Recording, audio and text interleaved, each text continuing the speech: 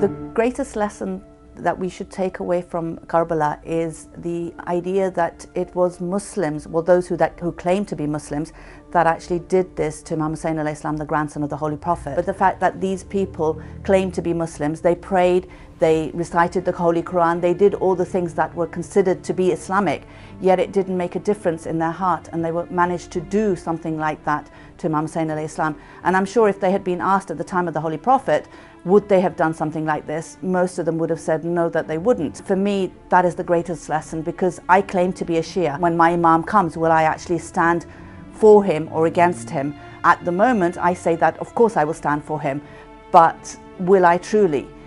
Just because I do all the Islamic ritualistic things that I'm supposed to, are they actually done as a tick box exercise where they do not affect my heart?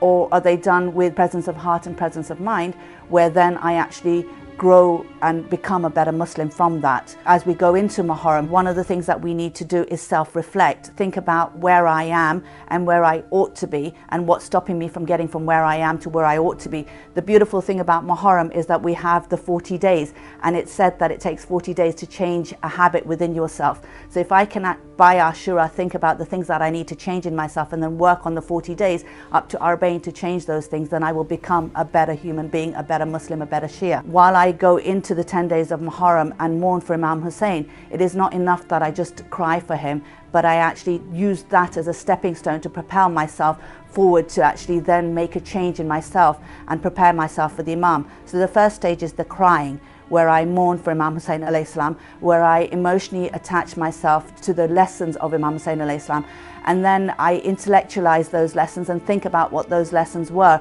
so that I'm actually bringing my intellect into it. And then thirdly, I start standing up for the principles. So now I've emotionally connected, I've intellectually connected, now I need to bring in action through those connections, take the principles on board, and actually take on the principles that Imam Hussein alayhi salam stood for, and fight against those principles that he fought against. The final stage of the mourning of Imam Hussein is to actually prepare myself for the coming of my Imam, so that when he does come, I'm standing with him and not against him.